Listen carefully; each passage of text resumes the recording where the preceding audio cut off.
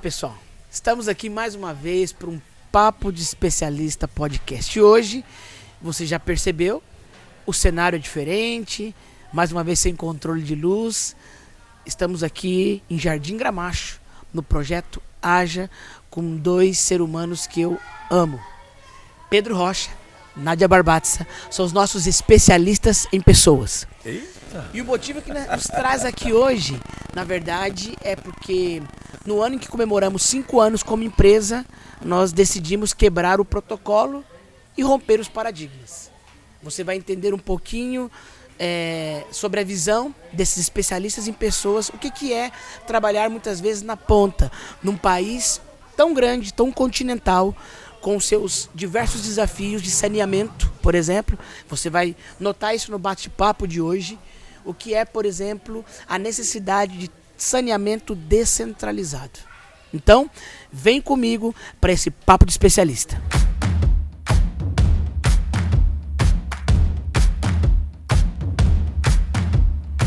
Pedro, Nádia, eu queria abrir esse bate-papo dizendo muito obrigado pela recepção aqui. Opa! Nós nos conhecemos já há muito tempo, né? E hoje a gente vai revelar alguns segredos. Nós estamos fazendo 5 anos como empresa.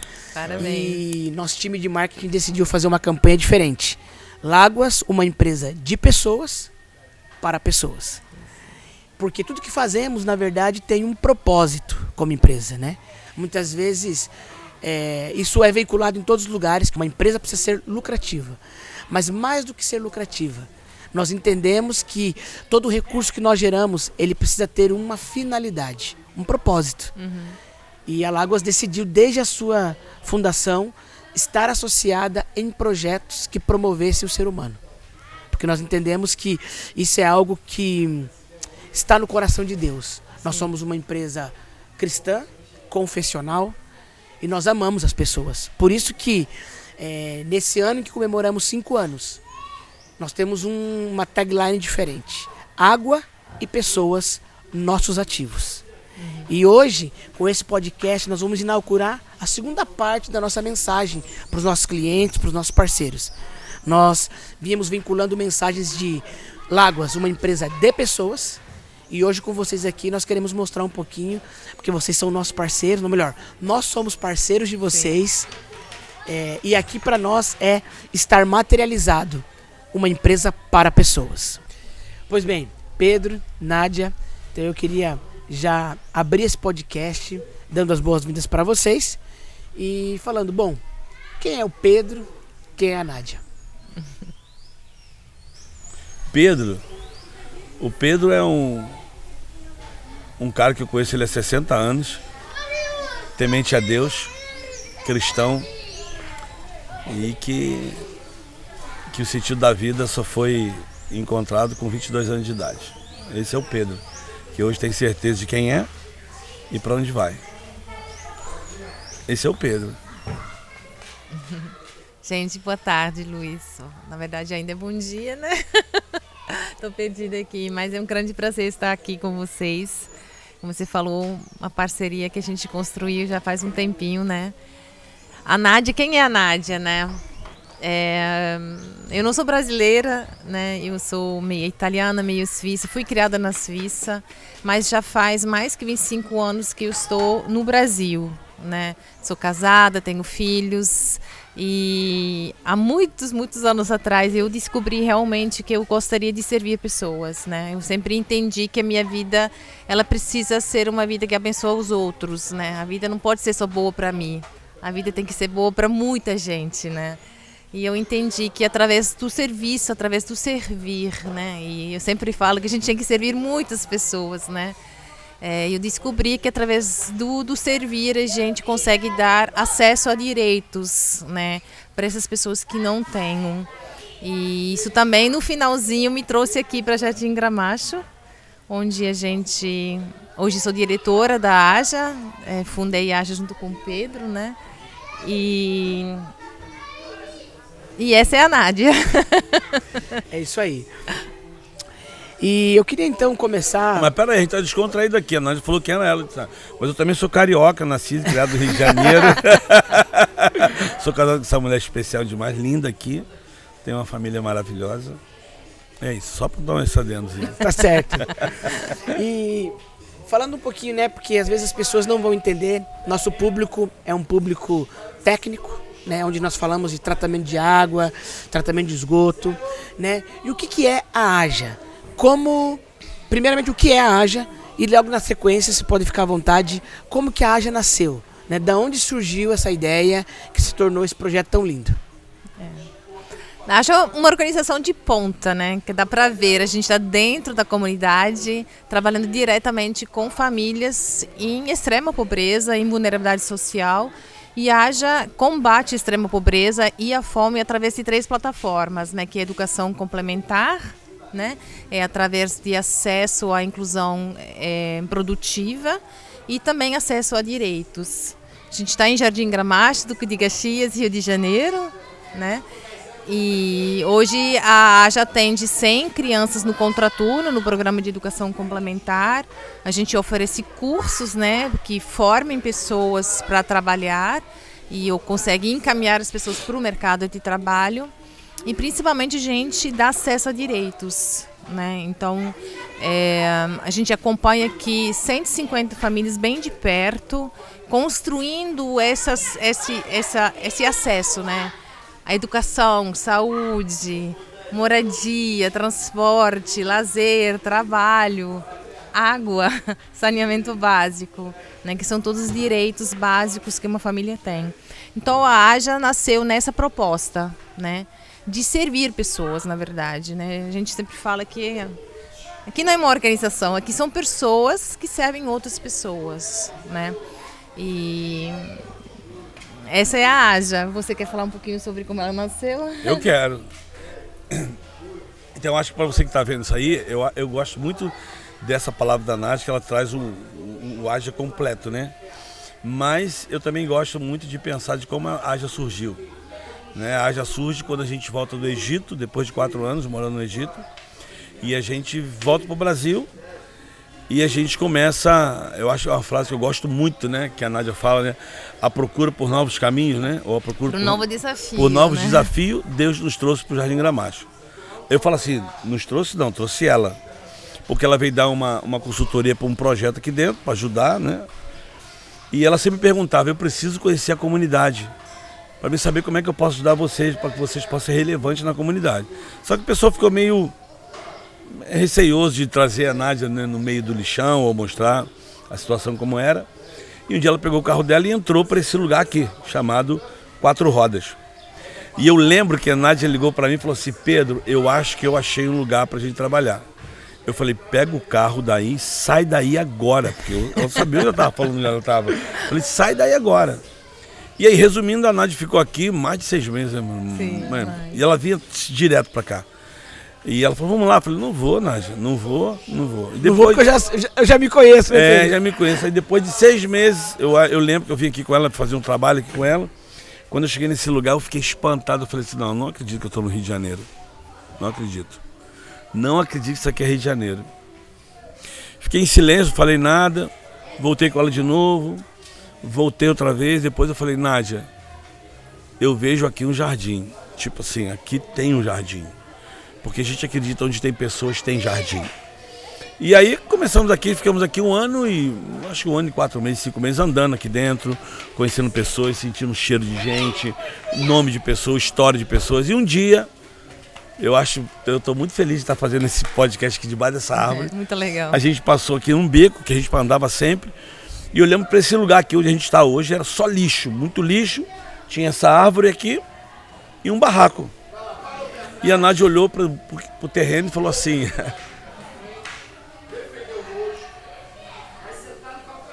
vamos comprar essa árvore. Eu falei, como é que tu comprou a árvore, Nádia? Ela falou assim, eu não sei como é que comprou a árvore, mas eu acho que debaixo dessa árvore nós vamos ter boas histórias para contar. Eu falei, vamos comprar a árvore. E procurei saber, o cara estava vendendo, e nós compramos o terreno por R$3.000. Dividimos em 6 vezes, e entramos para dentro do quintal, do terreno, e começamos a limpar, achando que a gente ia limpar com a nossa força. Não dá. Aí eu aluguei um trator e nós tiramos daqui quase 16 caminhões só de lixo. E botamos mais de 30 só de terra terraplanagem. Pra poder nivelar e tal. Sim. E aí começou aquilo que a gente sonhou, boas histórias. E debaixo dessa árvore nós temos escrito muitas histórias, escutado muitas histórias, reescrito muitas histórias e escrito novas histórias. Esse é o Haja, que eu sempre digo que tem duas palavras. O Haja, ela é uma palavra que traz consigo trazer à existência aquilo que não existe, mas também tem duas palavrinhas, a e já. Então o Haja, aqui a gente acredita, há alguma coisa a ser feita, faça já e faça com amor. Esse é o Haja. É isso. E, bom, nós, né, Danilo e eu, né, nós somos infectados, né, por essa história já há alguns anos. Eu não sei precisar quanto tempo. Nós tivemos aqui em 2020, entre a primeira e a segunda onda da Covid, foi quando a gente decidiu firmar essa parceria de maneira mais formal, né, estando com vocês ali mensalmente ou atendendo aos chamados do Pedro no grupo do WhatsApp, né, que eu quero depois dividir algumas coisas, duas histórias que me impactaram muito.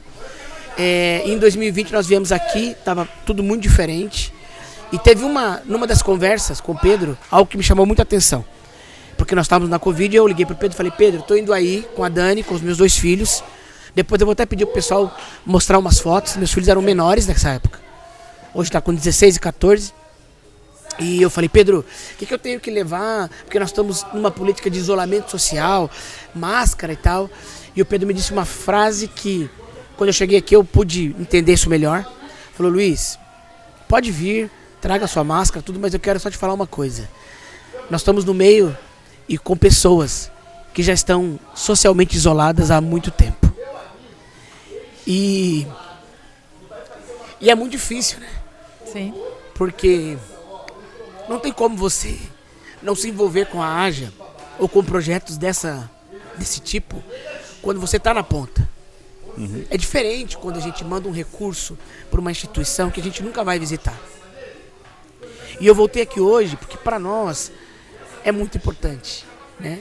Então nós estamos fazendo esse trabalho interno, explicando para as pessoas que colaboram conosco aonde a força de trabalho delas e a riqueza que nós junto como empresa geramos impacta, mas principalmente para os meus clientes, né? Eu queria trazer essa realidade, que daqui a pouco eu vou explorar com vocês esses 2 temas. A partir dessas duas histórias, eu quero cruzar a nossa parceria, simplesmente de uma empresa investindo numa instituição de impacto social, mas também a história do saneamento, né? E desde então a gente decidiu estar junto com vocês mais de perto, atendendo aos chamados. E eu queria, Pedro, te chamar para você relembrar aquela história, acho que foi do Dia das Crianças, ou do ano passado, ou do ano retrasado, quando vocês pediram para as crianças escreverem num papel, num bilhete, o desejo que elas tinham. Sim. Eu vou deixar você contar essa história, porque isso também nos chocou muito, como uma empresa que lida com saneamento. Sim.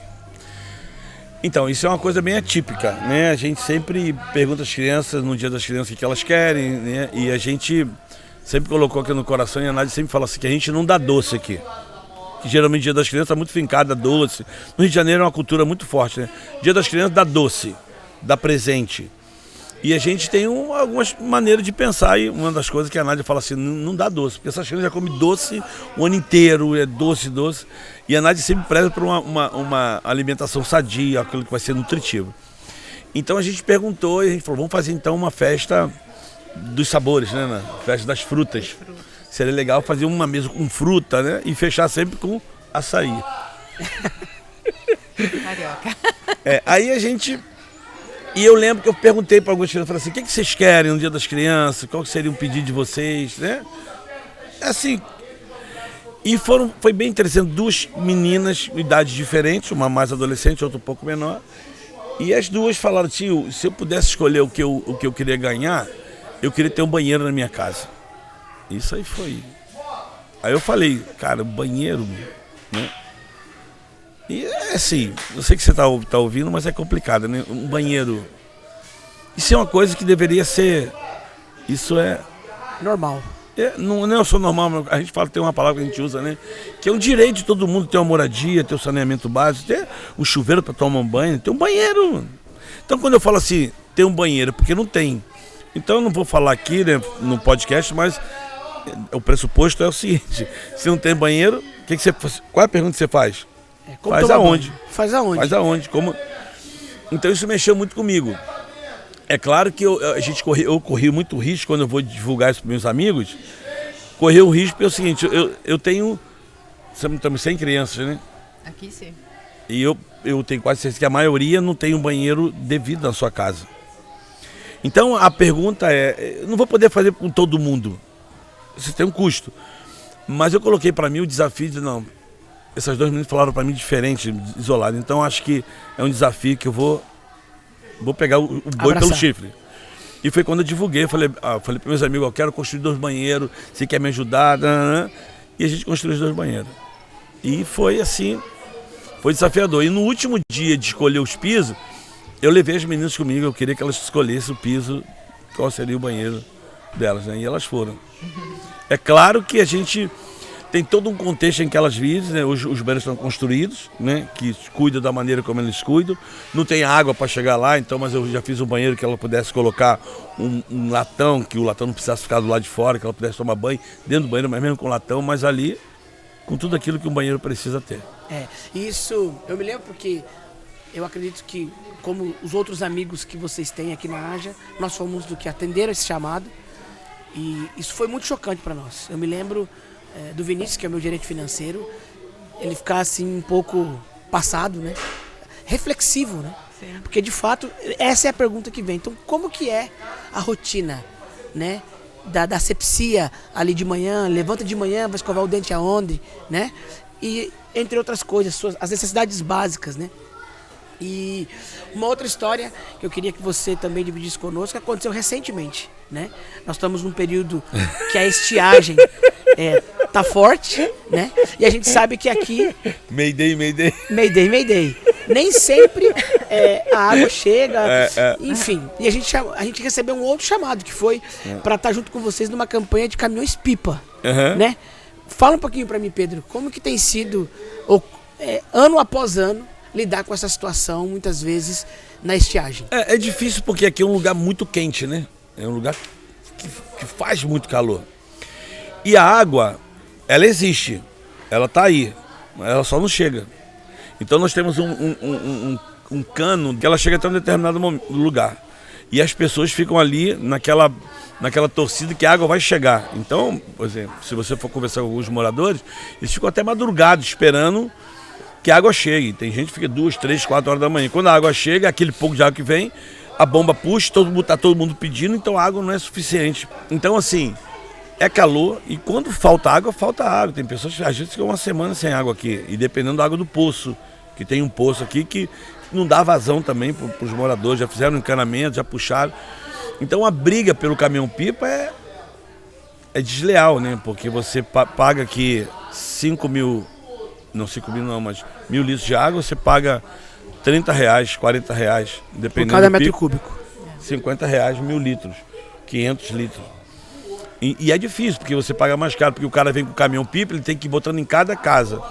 No nosso caso aqui, nós temos 2 caixas com cada 5.000, dando 10.000 litros. Então se cai aqui, eu consigo distribuir para alguns moradores mais próximos.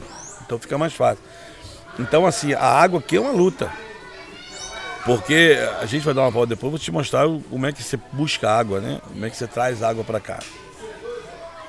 Então o Mayday aí foi que eu tava brabo, já tinha quase uma semana sem água. E eu falei, eu vou acionar meus amigos. Aí mandei, eu preciso de 3 caminhões de carro-pipa. E lancei a mensagem, daqui a pouco eu quero doar um, quero doar outro. Só que eu fiquei sem telefone e quando foi a noite que eu fui ver, eu tinha 12 caminhões de água. Só que tem momentos que quando eu recebo aquilo que eu estou pedindo, eu já ligo para a pessoa e falo, pessoal, para de doar que eu não preciso mais. Foi aquele momento ali e a gente consegue suprir a necessidade. Então, bom, você aí, né, que é nosso cliente, que é nosso parceiro, está ouvindo essa história. Nós não sabemos como ainda, que a gente não se move, a gente não fica travado quando a gente não sabe o que é o como. Mas nós já sabemos o que, né? A gente quer iniciar um movimento positivo, né? Esse é o verdadeiro movimento de positividade em torno da água. Que é o quê? Como nós juntos podemos minimizar, não sei se resolver, a questão do saneamento aqui para Jardim Gramacho. Né? Então você está me ouvindo, de repente você tem uma ideia, você já é nosso cliente, nosso parceiro. Eu quero deixar esse desafio para você. Nós estamos pensando em algumas alternativas. Captação de água de chuva é uma delas, por exemplo, porque aqui também no verão, que é quente, também chove. Então eu vou deixar isso como um ponto de interrogação. Mas você que me escuta, que sabe como a gente é sério, vem conosco. Vamos pensar juntos como a gente poderia minimizar. Né? Talvez a gente não resolva o problema de todo o bairro de Jardim Gramacho, mas a gente vai poder minimizar o de algumas famílias, com certeza. Então eu quero deixar esse desafio para você que está me ouvindo. Esse sim é um decall, né? Um chamado pela água, hashtag Jardim Gramacho. Então, pensa comigo, eu sei que a gente vai poder chegar em alguma solução criativa, inteligente. Nádia, falando ainda mais um pouquinho do projeto, eu queria só que você ampliasse, né, para que as pessoas entendessem um pouco, né, como que é o trabalho do contraturno, né, o que a organização impacta na vida das crianças, principalmente, né? Fala um pouquinho pra gente dessa realidade da educação, da justiça social. Nós estávamos, antes de começar a gravar, falando um pouquinho sobre biodiversidade, sustentabilidade, né? E como que você que está na ponta enxerga isso? Porque assim, eu me mobilizo num ambiente onde ESG, políticas de sustentabilidade estão muito em alta, né? Mas como é isso, por exemplo, na prática, né? Como agregar as duas coisas, ou que desafios vocês têm encontrado, por exemplo, para falar de sustentabilidade quando, por exemplo, a pessoa não tem um banheiro em casa, ou a água não chega nesse banheiro se ela tem. Sim. Eu acho que a gente até acabou de passar pelos Dias das Crianças, né? Assim, uma data assim, muito importante aqui no Brasil, mas que muitas vezes a gente esquece, né? Que esse dia a gente, na verdade, a gente lembra do Estatuto da Criança e do Adolescente, né? É um dia para a gente se lembrar que a gente tem que se mobilizar para lutar para os direitos da criança, né? O nosso slogan até tudo começa na criança. Eu ia te perguntar isso agora, falar, olha, esse slogan agora está mais, né, evidente, né? Sim. Por que tudo está na criança, né? Porque se eu investo em uma criança, né? Eu não tenho como investir numa criança, oferecer ela acesso à educação, que você não trabalha também com a sua família. Lógico que a gente também tem aqui um trabalho junto com essas famílias. Se eu investo numa família, né, eu investo numa comunidade como um todo. E se eu investo numa comunidade como um todo, eu investo na sociedade. Então, o impacto que a gente gera aqui dentro, ele tem um retorno para a sociedade, né? E eu acho que isso é muito importante a gente entender, que a gente tem essa responsabilidade, e essa responsabilidade não é só da AJA, né? É da sociedade como um todo também, né?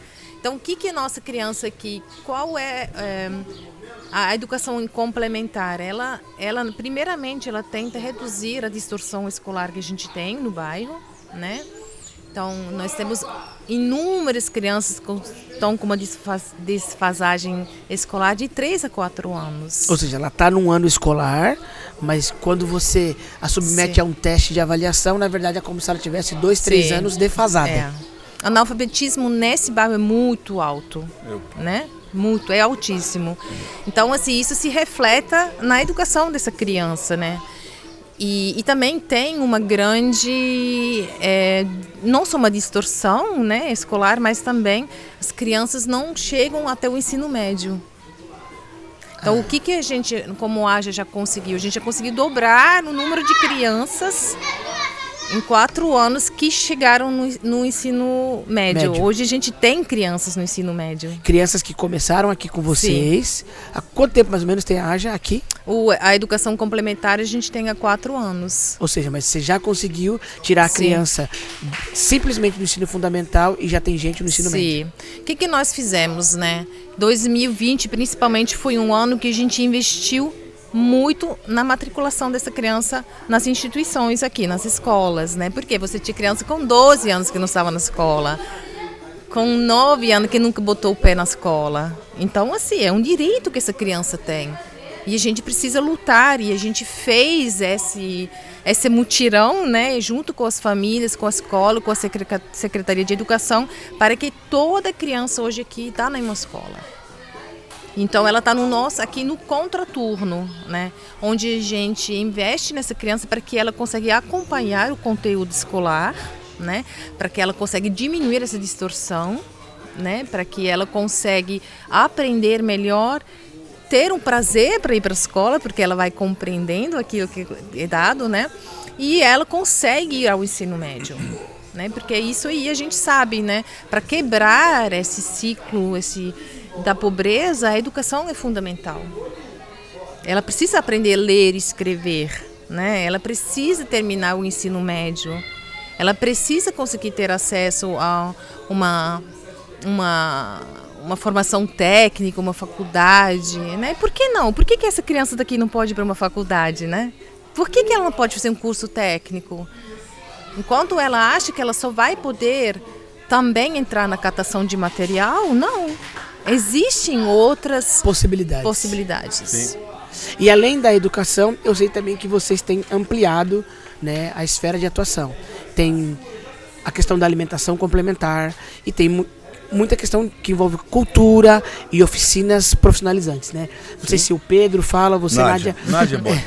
Como que é um pouquinho desse entorno, né? Eu vou chamar desse arcabouço auxiliar aí, ou seja, Sim. Além da educação, vocês também estão abraçando as famílias e outras esferas, né? De Sim. cultura, de profissionalização. Fala um pouquinho para que as pessoas entendam um pouco a AJA, né? Como ela atua mesmo, além da educação. Eu acho que é interessante falar sobre a documentação, né? O trabalho social, Sim, né? sim. Isso aí É porque, né, quando você está aqui dentro, você percebe muito claro como a pobreza ela é muito setorial, né?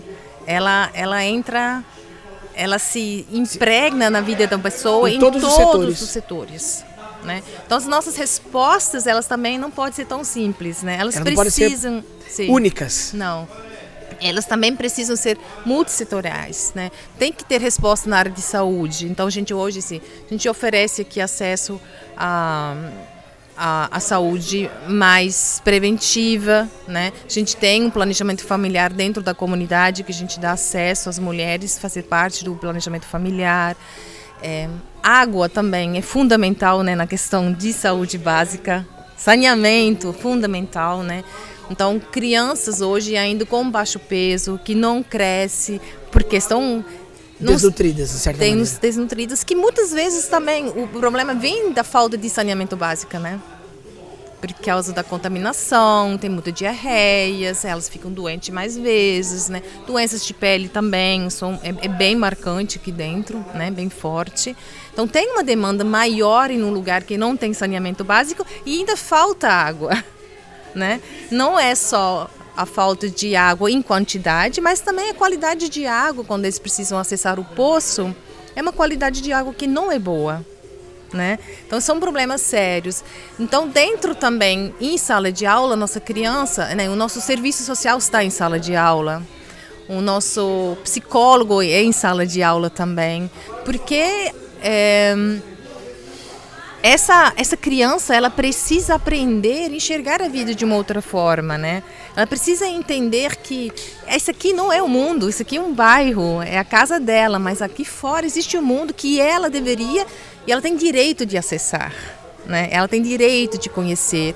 Por isso a cultura é importante. Aprender sobre os direitos delas é muito importante, né? Elas não só têm deveres, elas também têm direitos, né? E elas também têm que ser respeitados, né? Sim. Questões de violência que nosso serviço social aborda muito aqui dentro também, né? A violência contra a criança, a violência contra a mulher, né? A violência que existe no trabalho, né? O desrespeito do trabalhador aqui dentro também é muito grande, muitas vezes, né? A exploração ainda é muito marcante nesse bairro. Então, tudo isso é abordado em sala de aula com essa criança. Ou seja, vocês estão formando uma nova mentalidade, Sim. Uma nova consciência de que ela pode não só acessar o mundo lá fora, mas que ela precisa ser respeitada. Sim. Uhum. E isso não tem como você fazer só com essa criança, né? Você tem que fazer isso também com sua família, né? Então, a gente faz reuniões com os pais, com os responsáveis, reuniões com mulheres, né? Que também muitas vezes não têm os direitos garantidos, né? Então a gente também trabalha com isso aqui. E acho que também o que é muito relevante aqui é o acesso à documentação, né? Então o que a gente percebeu, por exemplo, que através de dar acesso à documentação, muitas famílias conseguiram melhorar assim. E é muito a renda familiar, né? A gente tinha famílias aqui que viveram exclusivamente de doações. A partir do momento que ela conseguiu acessar o direito de uma documentação, ela teve acesso à Bolsa Família, né? Que é um recurso muito importante para essas famílias. E assim ela deixou de depender unicamente de doações e conseguiu ter, né, um dinheiro mínimo garantido que dá tempo para ela pensar, e agora, o que eu vou fazer, né? Isso agora eu tenho garantido para minha família. Agora eu vou pensar em como eu vou melhorar esse dinheiro que está chegando até a mim, né? A minha renda. Então ela consegue correr atrás de um trabalho, ela consegue melhorar, né, a renda familiar. Então esse impacto foi algo assim, que nos impressionou muito em 5 anos de AJA, né? Como a renda familiar, simplesmente pelo acesso a direitos, conseguiu melhorar assim, de forma bem relevante. Excelente. Pedro, ontem a gente estava falando um pouquinho, né? Eu sei que hoje também é o dia que vocês têm um programa de alimentação complementar. Sim. Né? E eu queria que você trouxesse um pouquinho em números, por exemplo. Como tem sido, quantas famílias ou pessoas vocês têm atendido com esse programa e principalmente para quem, como eu disse, eu fiz um chamado aqui há pouco, né? Para aqueles que querem ser amigos da AJA, parceiros como nós somos. Traz um pouquinho desse projeto de alimentação, um pouco em números. O projeto, a gente chama ele carinhosamente de AFO. AFO é arroz, feijão e ovo. Então o projeto começou no meio da pandemia. Quando a gente percebeu que algumas crianças estavam no nosso projeto aqui, a gente percebia que a demanda deles, às vezes de almoço, de uma refeição em casa, isso é uma hipérbole. Tipo assim, a mãe, vai lá no AJA, lá talvez vai ter alguma coisa para vocês comerem. Um exemplo. E a gente vê que essas crianças estavam aqui e carinhosamente esse espaço é delas, elas podem vir. E a gente colocou no coração, falou, vamos dar uma refeição a essas crianças. Dar o quê? O que a gente tinha era AFO, arroz, feijão e ovo. Vamos dar. Aí começamos, servia uma refeição, arroz, feijão e ovo, arroz, feijão e ovo. Só que daqui a pouco uma criança trazia um amigo. Aí daqui a pouco pediu um almoço para o pai. E aí alguém começou a saber que estava dando almoço. Aí as pessoas começaram a vir. As pessoas trabalham na reciclagem ao redor aqui, no bairro. Uhum. E começou 10, 20, 30, 40, 50, 70, 80. E hoje a gente é uma média de 180 refeições todos os dias. Que pra gente é bem interessante, a gente continuou o desafio, porque a gente começou a perceber que algumas pessoas tinham essa refeição como a única. Pessoa que trabalhava na reciclagem, né? E a gente viu que isso era um potencial. E foi aí que a gente começou o Mayday, né? Pedir quem pudesse, e hoje a gente serve uma refeição completa, todos os dias, né? Daqui a pouco o pessoal tá chegando aqui, meio-dia eles chegam, traz a sua refeição, o seu pó de sorvete, a sua traz o que? Alguns almoçam e quando a comida ela é um pouco mais, alguns levam até já para janta. E hoje, em média, quanto sai cada refeição dessa, por exemplo? Qual é o custo que vocês têm ou o investimento que é necessário para garantir uma refeição, na média? Eu não sou o cara que pensa, não. Eu sou o cara que fala Mayday, mas nada da em média é uma refeição que R$3, não? Oi? Quem daria, né, não, Pedro? Uma refeição. Quem daria, Pedro, né? A gente hoje, né, usa todo dia mais que 20 quilos de arroz aqui, né? 10 quilos de feijão. Então, nossa refeição hoje sai aqui em torno de 15, 16 reais, né? Tem cozinheira, tem gás, tem uma estrutura aqui, claro, que é envolvida, né? Pra não poder, é só isso. É uma cozinha piloto. Por 180 refeições dia, isso. Uma cozinha piloto. Então, e esses são os 180 almoços, mas também serve o café da manhã para as crianças e o lanche da tarde também dos nossos alunos, né? E eu acho que uma família, né, que tem... Porque assim, quando a fome chega a uma criança, né, quando uma criança te pede um prato de comida, é porque já muitos direitos dessa criança foram violados. Sim. Né? Então, assim, quando falta a comida realmente dentro de casa, e a pandemia realmente foi muito cruel com os mais pobres, né? Porque os mais pobres ficaram mais pobres durante a pandemia, né? Isso nos assustou muito, né? Isso foi assustador aqui, né?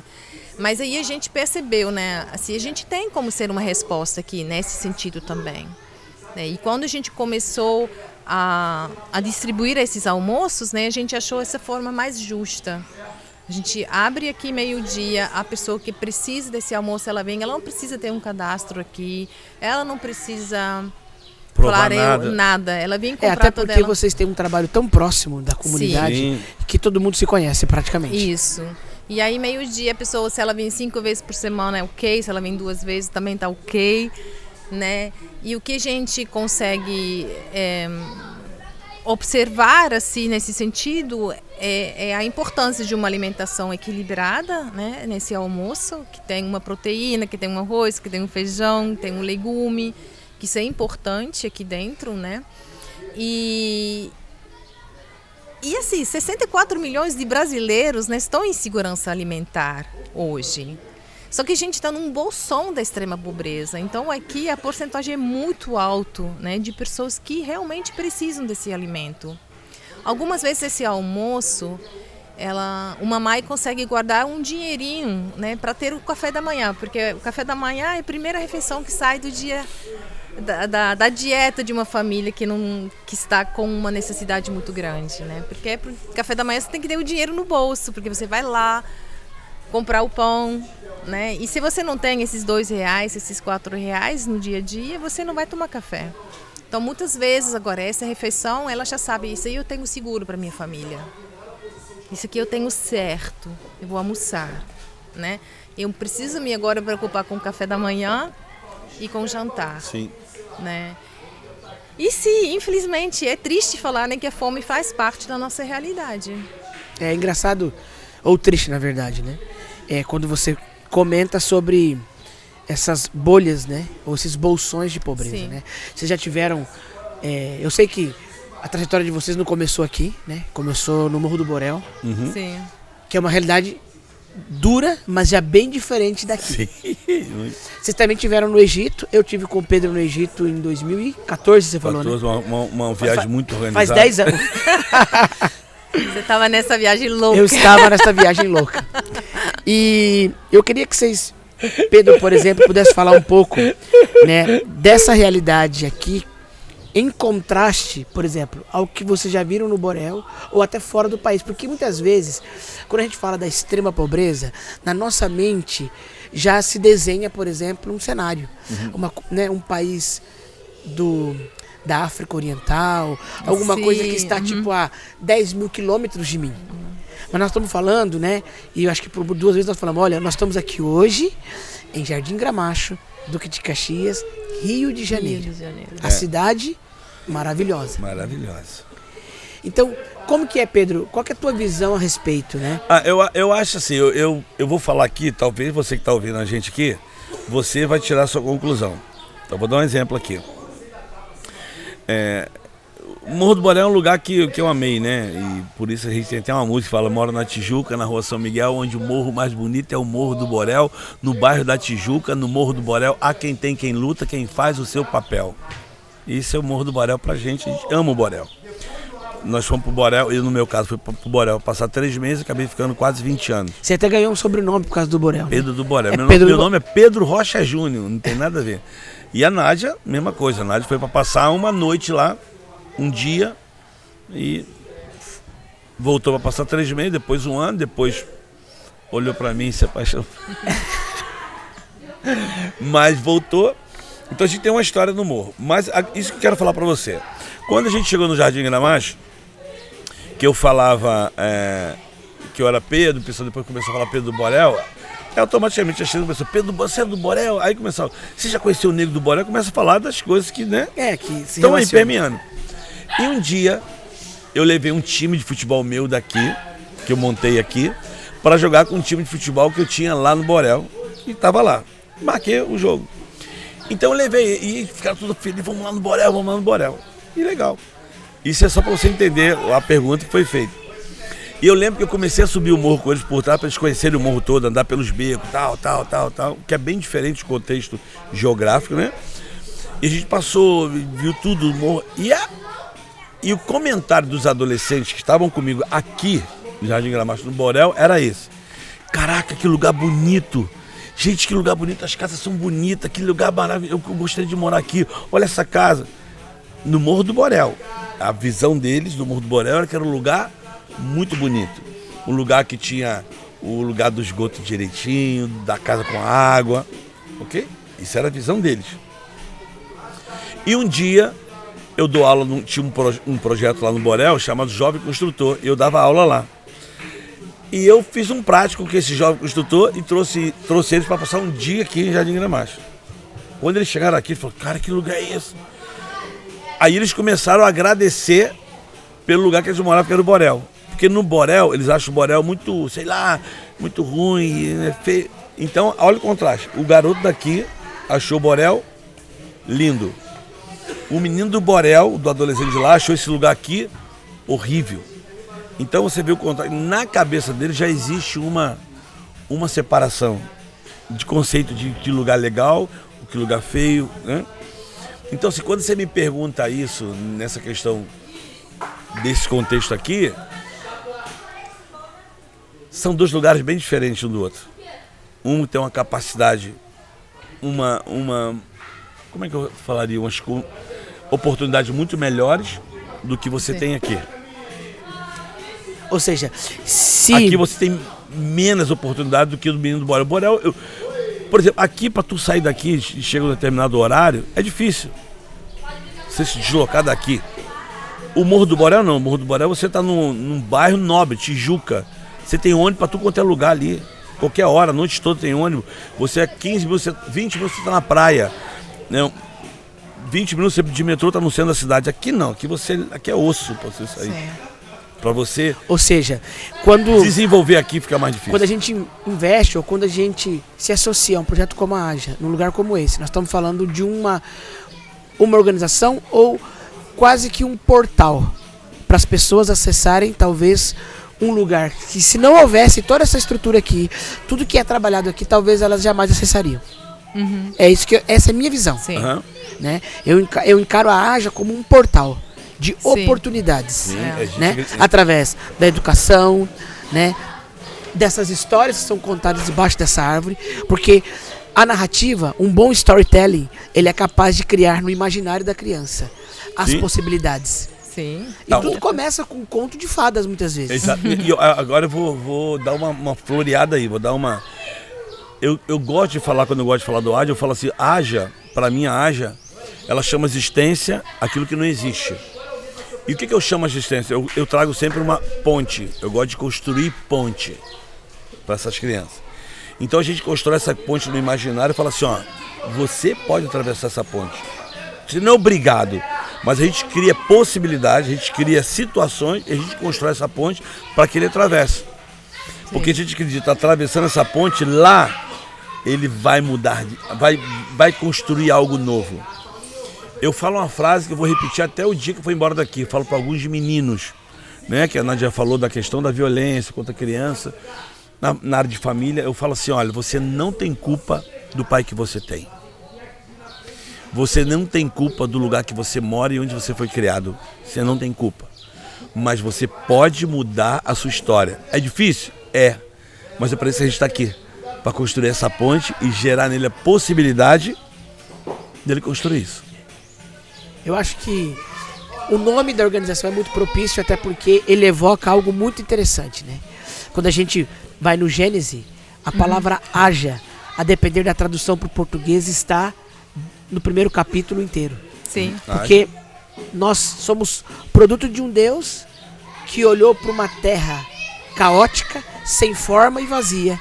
E do nada, entre aspas, evocou que houvesse luz, que haja separação de águas e terras. E eu acredito muito nisso. Sim. Né?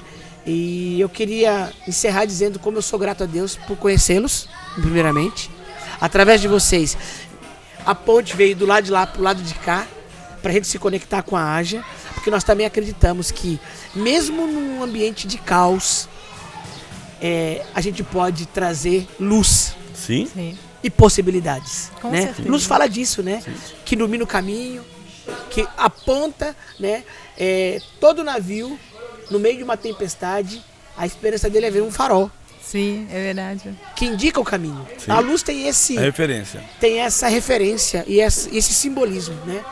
E eu vejo que a AJA, ela é formada de luzeiros, né? Você, Nádia, você, Pedro, e para nós é um privilégio estar aqui. poder servi-los de alguma maneira.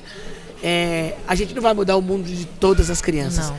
mas a gente vai mudar o mundo de algumas delas. Sim. Com certeza. E eu queria passar para vocês esses momentos finais, se vocês quiserem falar alguma coisa, mas eu tô com meu coração muito cheio. Nós dirigimos quase 14 horas para chegar até aqui, porque a gente vem com material. A gente podia ter gravado semana passada, num ambiente de estúdio, mas eu falei, não, eu gostaria de sentir o cheiro do lugar. Eu não posso mandar o cheiro, né? das crianças, esse som ao fundo, né? O projeto é vivo. Sim, muito. E a gente abriu mão das plásticas do estúdio para trazer um pouco a realidade. E você que está nos ouvindo, isso aqui é Haja, né? Uma organização voltada para as pessoas, onde tudo começa na criança. Pedro, Nádia, o microfone final é de vocês. Eu quero muito agradecer, tá, Luiz, a Lagoais, né, que é um investidor, um parceiro nosso, né, que investe na Haja, né, que nos ajuda nessa sustentabilidade da nossa organização. E quando a gente fala de impacto, né, a gente precisa entender que o impacto não é na Haja, né, o impacto é nas famílias. Né? A gente passa pela Haja, mas o que é investido, o que é trazido para a Haja, ela impacta diretamente aqui em Jardim Gramacho, né? Diretamente as famílias aqui de Jardim Gramacho. E eu adorei essa ideia de vocês querem sair de um estúdio, né? De vir para cá, para Jardim Gramacho, para conhecer essa riqueza aqui, né? Que tem gente esse muito jardim, boa. de fato. Isso, que é um jardim de muitas oportunidades e muitas possibilidades, né? E eu acho que isso é de uma extrema importância, né? Esses mundos precisam se chocar um pouquinho mais. Elas precisam se cruzar um pouco mais, né? Porque essas pessoas aqui têm muito para contribuir com esse Rio de Janeiro, com esse Brasil. E vice-versa também, né? Então, eu acho que vocês já deram um passo contra essa exclusão, né? Vocês vindo para cá, conhecendo de perto isso. E a gente tem uma gratidão muito grande de ter essa parceria, né? E vocês vendo o retorno daquilo também, essa transparência, né? E isso é muito importante para nós também. Muito obrigada, Luiz. Foi muito legal fazer esse podcast aqui embaixo dessa árvore. Para mim, muito legal mesmo. Eita, eu vou terminar. Se eu chorar é porque o coração tá cheio mesmo. Eu tô aqui, a gente tá no ar livre aqui, eu tô vendo várias coisas aqui que vai permear meu coração para agradecer esse tempo aqui, né? A Lagoais, porque eu acredito assim, verdade sempre é verdade, independente de quem fala ela. E eu, como cristão, poderia expressar aqui, procurar um texto bíblico para agradecer o que está acontecendo aqui, mas você já usou o Gênesis. Mas eu queria usar uma expressão de alguém que eu não sei quem é, já ouvi falar o nome, mas não estou me lembrando, mas se você sabe quem é, você vai lembrar. Mas tem uma frase de um poeta que ele diz assim: cuida do jardim, que as borboletas vão aparecer. É lindo. Eu tô aqui olhando, para uma árvore ali do lado, que a gente plantou, né? Ela tá dando fruto. Eu tô vendo um monte de borboletas nesse jardim, estão vindo aqui. Os pássaros estão cantando, que eu tô ouvindo, eles estão aqui. Então, mais do que isso, né? Eu diria para você que tá vendo o podcast, você que é de fato, quando a gente cuida do jardim, as borboletas vão vir, as flores vão aparecer, a beleza vai surgir de um lugar que era caótico. E eu estou me referindo agora a Jardim Gramacho. Quando eu cheguei aqui, eu sempre falava assim, de jardim só tem um nome, né? Porque não tem jardim aqui nesse lugar. Mas foi aquilo que eu ouvi. Aqui tem um jardim. E apesar dessa árvore, apesar daquela planta bonita, das frutas que já foram plantados, estão crescendo, daqui a pouco vão dar frutos, eu queria dizer, regue o jardim, que as flores vão aparecer, que as borboletas vão vir, que os pássaros vão se chegar, vai ter muito mais vida. E a gente acredita que tudo começa na criança. Então eu agradeço muito, porque eu tenho certeza que você tem regado esse jardim, os seus olhos veem o que está acontecendo aqui. Obrigado. Bom, espero que você tenha gostado. Foi ousado para nós fazer o que nós estamos fazendo hoje, mas eu queria te convidar a conhecer não somente a Haja, mas talvez aí perto de você deve haver alguma organização que se importa com o ser humano, porque é a pessoa que realmente importa. Nós acreditamos que nós precisamos olhar, e eu vou pegar as palavras da Nádia minha, os nossos mundos precisam se cruzar. Sim. Né? Entre a riqueza e a pobreza existe uma ponte chamada generosidade, e é ela quem liga esses dois mundos. Então, espero que você tenha gostado, e eu quero te ver no nosso próximo Papo de Especialista podcast.